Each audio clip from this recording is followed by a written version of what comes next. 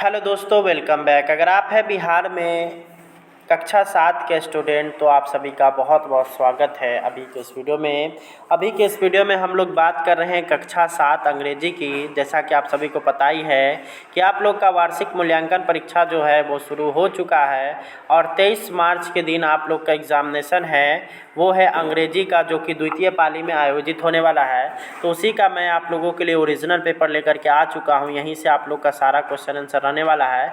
तो आप लोग इस वीडियो को अंत तक ज़रूर देखिए और सारा क्वेश्चन आंसर को यहां से लिख करके जाइए, क्योंकि यही क्वेश्चन आप लोग के एग्जामिनेशन में रहेगा। तो चलिए हम लोग आगे बढ़ते हैं इस वीडियो में और आप लोग को इस क्वेश्चन आंसर का जो है मुआयना कराते हैं। उससे पहले अगर आप लोग चैनल पर नए होंगे तो चैनल को ज़रूर सब्सक्राइब करेंगे। साथ ही साथ अगर आप लोगों ने अभी तक इस वीडियो को लाइक नहीं किया तो इस वीडियो को लाइक भी करेंगे। तो चलिए आगे बढ़ते हैं हम लोग वीडियो में। तो यहाँ पे अगर हम लोग बात करेंगे आप लोग के पेपर की, तो यहाँ पे इस तरह का पेपर रहने वाला है, जिसमें सबसे पहले आप लोग को यहाँ पे कक्षा 7 दिखाई देगा अंग्रेजी, समय 2 घंटा और पूर्णांक यहाँ पे 85 आप लोग को लिखा हुआ मिलेगा। आगे आप लोग को क्या क्या चीज़ लिखना है, तो यहाँ पे अपना नाम लिख लेना है। यहाँ पे आपको अपने स्कूल में जो आप हाजिरी बोलते हैं, रोल नंबर, वो आपको लिखना है। स्कूल का नाम यहाँ पे लिखना है, प्रखंड का नाम यहाँ पर, संकुल का नाम यहाँ पर और ज़िला का नाम यहाँ पे लिख लेना है। इसके अलावा आप लोग को यहाँ पर ये जो 3 चीज़ें दी गई है, इसको आप लोग को टच नहीं करना है, ये आप लोग का खाली रहेगा। वहीं अगर बात आती है कि इसको आप किस भाषा में भरें, हिंदी में भर दें, इंग्लिश में भर दें, तो अगर आप लोग को अंग्रेजी में आता है तो अंग्रेजी में भर लेंगे इसको। अगर नहीं आता है तो आप लोग इसको हिंदी में ही लिख सकते हैं। तो अब हम लोग चलते हैं क्वेश्चन की ओर और सारा क्वेश्चन आंसर हम लोग यहाँ से देखना शुरू करते हैं। आप लोग एक एक कर करके सारा क्वेश्चन आंसर यहाँ से लिख करके जाइए, यही आप लोग के एग्जामिनेशन में रहेगा। तो चलिए सबसे पहला जो क्वेश्चन है कि राइट ट्रू और falls in front of each statement in the space provided, यानी कि यहाँ पे ट्रू या फॉल्स लिखना है। ये जो आपको यहाँ पे ब्रैकेट में दिया गया है उसके आधार पर पहला ए नंबर जो देख रहे हैं वो है कि books tells us nothing new, यानी कि किताब जो है हमको कोई भी नया बात नहीं बताता है। तो आप लोग को पता ही होना चाहिए कि किताब जो है हम लोग को बिल्कुल नया बात बताता है, तो इसलिए स्टेटमेंट जो हो जाएगा वो फॉल्स हो जाएगा। यहाँ पे FALSE फॉल्स लिख लेंगे हम लोग। उसके बाद है आप लोग का कि the opposite of burden is load. Burden मतलब भी भरा हुआ और लोड मतलब भी भरा हुआ, तो ये क्या हो जाएगा, ये भी आपका हो जाएगा फॉल्स। ठीक है। अगला यहाँ पर है कि express dissatisfaction is the meaning of complain, तो ये बिल्कुल ट्रू हो जाएगा, क्योंकि जब आप सेटिस्फेक्शन आपका नहीं रहेगा तो आपका क्या है, एक तरह से कंप्लेन है। अगला है कि peacock is our national bird, तो ये भी आपका ट्रू हो जाएगा। तो इसमें दोनों में ट्रू, 2 आपका ऊपर वाला फॉल्स है, फिर 2 नीचे वाला ट्रू है। अब यहाँ पे आप लोग का आता है कि correct the following miss spelled word. तो यहाँ पे आप लोग देखिए पहला जो लिखा हुआ है उसको आपको लिख लेना है डेकोरेशन, DECORATION, ये आप लोग का स्पेलिंग होता है और यही आप लोग को भरना है। उसके बाद आगे हम लोग देखेंगे तो अगला है RAEN, तो ये गलत है, इसको अगर हम लोग सही करेंगे तो इसका हो जाएगा RAIN। इस तरह से आप लोग को लिख लेना है। सी नंबर की अगर बात करिएगा तो CHELDRAN, तो ये भी गलत है। इसका अगर बात करिएगा तो इसका आपका हो जाएगा CHILDREN, चिल्ड्रेन।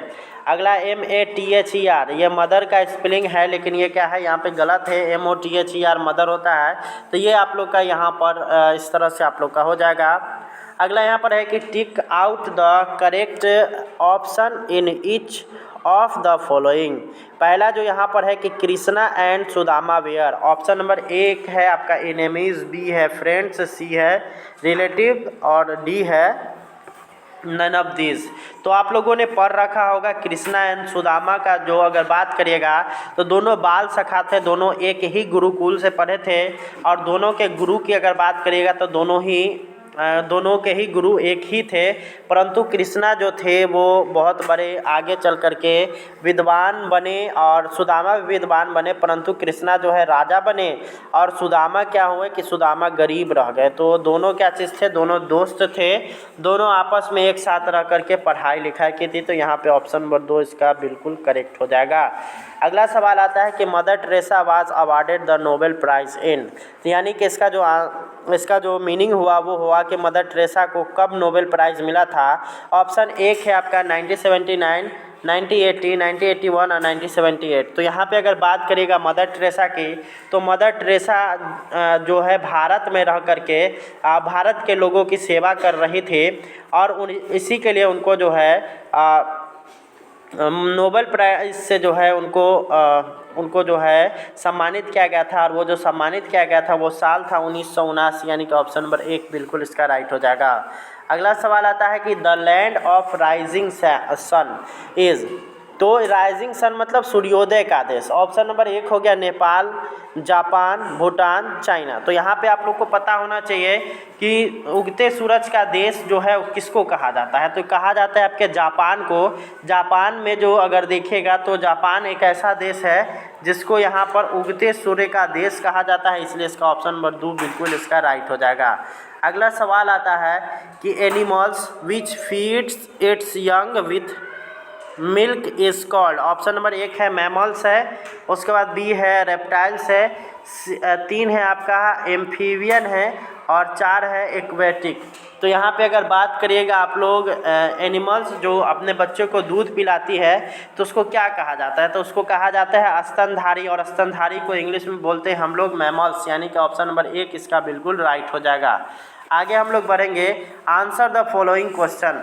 पहला है कि हु बाउट द वेल। तो यहाँ पर जो अगर बात करेगा इसका आंसर कि आपके बुक में दिया गया है कि गोपाल बाउट द वेल, ये यहाँ आपके बुक में था, वहीं से ये लिखा गया है। अगला है कि व्हाट इज़ ए डॉल्फिन, तो इसका हो जाएगा डॉल्फिन्स आर एक्वेटिक मैमल्स, यानी कि डॉल्फिन्स जो है वो पानी में रहने वाले स्तनधारी हैं। आगे हम लोग बढ़ेंगे तो अगला यहाँ पर आता है कि read the passage carefully and answer the following question.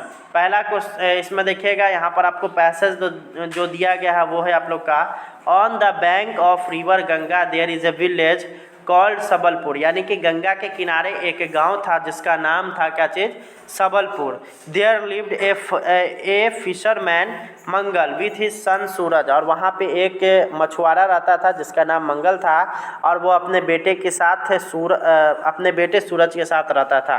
तो पहला क्वेश्चन इसका आता है कि what is the name of village, तो इसका हो जाएगा सबलपुर। आप लोग के इसमें से पढ़ करके इसको आंसर कर देना है।